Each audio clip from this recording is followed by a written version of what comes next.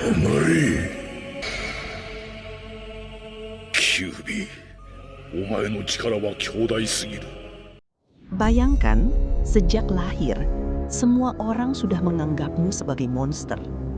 Bukan karena kamu pernah menyakiti mereka, bukan karena kamu memilih menjadi penjahat, tapi karena bentuk tubuh, kekuatanmu, dan ketakutan mereka terhadap sesuatu yang tidak mereka pahami. Setiap kali mereka melihatmu, yang mereka pikirkan hanya satu hal, monster. Dan semakin lama kamu diperlakukan seperti monster, mungkin suatu saat kamu benar-benar akan mulai membenci manusia. Kurama, atau yang lebih dikenal sebagai Kyuubi, selama bertahun-tahun dikenal sebagai salah satu makhluk paling mengerikan dalam cerita Naruto. Rubah berekor 9 yang pernah menghancurkan Konoha. Makhluk yang kekuatannya begitu besar, sampai manusia memilih menyegulnya ke dalam tubuh seseorang. Tapi kalau kita melihat kisahnya lebih jauh, mungkin pertanyaannya bukan kenapa Kurama begitu membenci manusia, melainkan siapa yang pertama kali mengajarinya untuk membenci.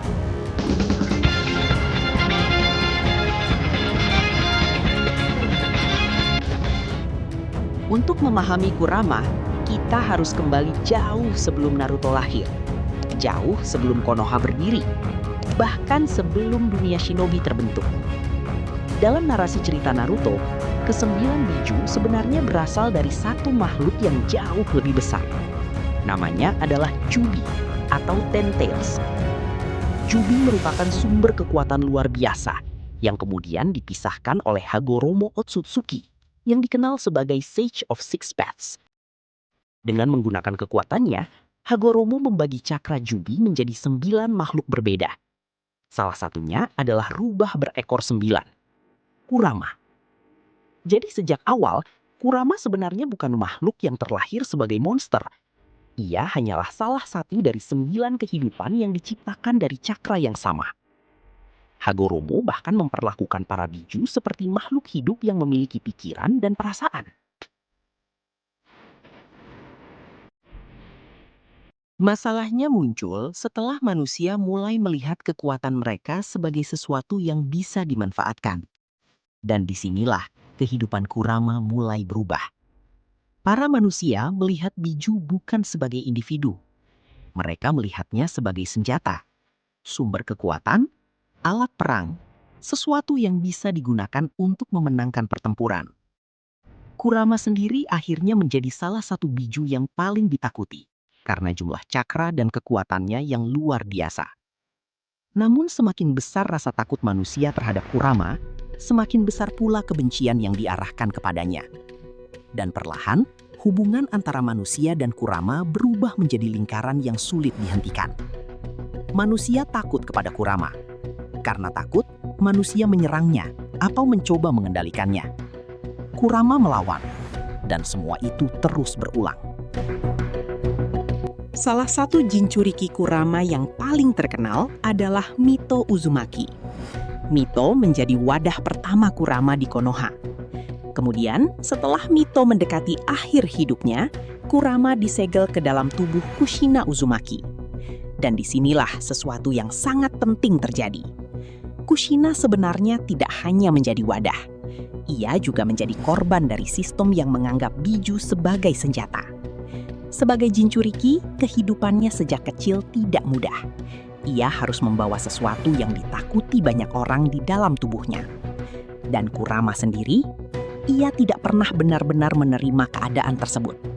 Karena dari sudut pandangnya, manusia terus melakukan hal yang sama.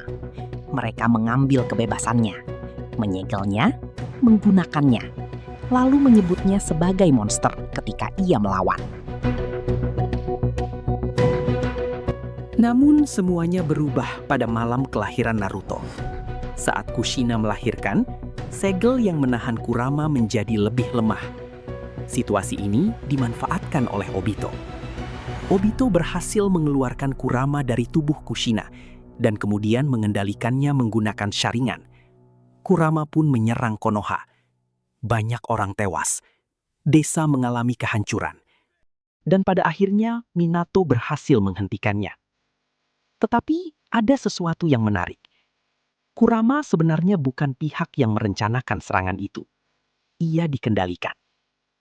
Namun setelah malam memilukan itu, masyarakat Konoha tidak melihat perbedaannya. Bagi mereka, Kyuubi adalah penyebab kehancuran. Ketika Kurama akhirnya disegel kembali ke dalam tubuh Naruto, Naruto tumbuh membawa dosa yang sebenarnya bukan miliknya. Anak kecil yang bahkan tidak tahu apa-apa harus menanggung kebencian seluruh desa. Orang-orang menjauhinya, memandangnya dengan tatapan berbeda. Tidak sedikit yang memperlakukannya seolah-olah dia adalah ancaman. Dan disinilah hubungan Naruto dan Kurama menjadi menarik. Karena sebenarnya mereka memiliki pengalaman yang hampir sama. Keduanya sama-sama dijauhi karena sesuatu yang berada di dalam diri mereka. Naruto dijauhi karena dia adalah Jinchuriki.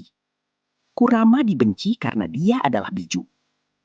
Bedanya, Naruto masih mencoba mendapatkan pengakuan manusia. Sementara Kurama sudah terlalu lama berhenti mempercayai mereka. Perubahan terbesar terjadi ketika Naruto mulai berusaha memahami Kurama, bukan mengalahkannya. Naruto tidak lagi hanya ingin mengambil kekuatannya. Ia mulai mengakui keberadaan Kurama. Dan perlahan, Kurama mulai melihat Naruto secara berbeda. Disinilah sisi paling menarik dari cerita Kurama. Selama bertahun-tahun, diperlihatkan bahwa Kurama adalah monster. Tetapi semakin banyak cerita terungkap, semakin jelas kalau label itu sebenarnya terlalu sederhana. Kalau kita melihat perjalanan Kurama dari awal sampai akhir, mungkin cerita ini sebenarnya bukan tentang seekor rubah berekor 9 yang hidup dalam kebencian. Ini adalah cerita tentang bagaimana kebencian bisa terbentuk. Kurama tidak lahir dengan kebencian kepada manusia. Kebencian itu tumbuh dari pengalaman, dari rasa takut, dari kehilangan kebebasan, dari perlakuan manusia yang terus melihatnya sebagai alat. Dan ironisnya, manusia kemudian takut kepada Kurama karena kebencian yang mereka ciptakan sendiri.